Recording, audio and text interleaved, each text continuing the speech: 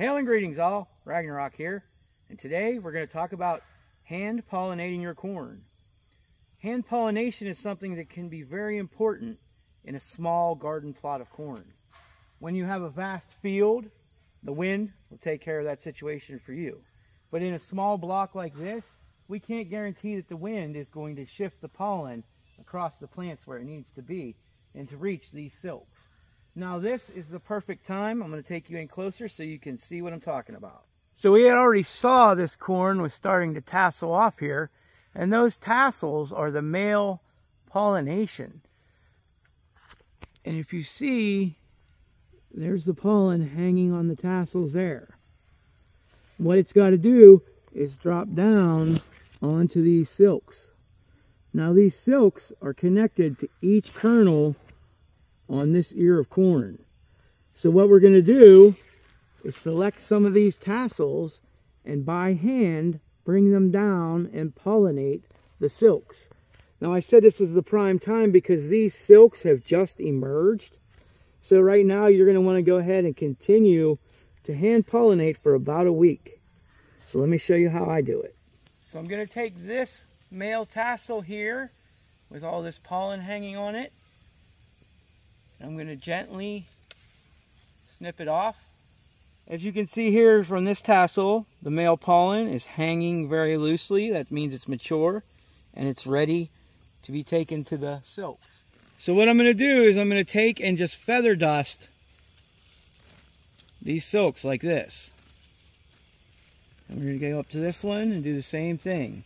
And as you can see, that pollen is coming off the tassel and is collecting in this silk. So I'm going to do that to each one of these that has emerged.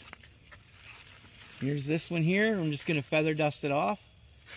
And I'm going to keep using the same tassel until all the pollen is gone.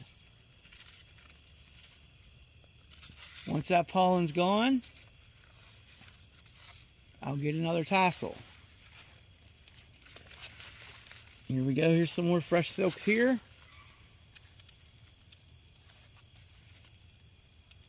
Alright, I think we got the pollen off of that one. You can see the mature pollen is off.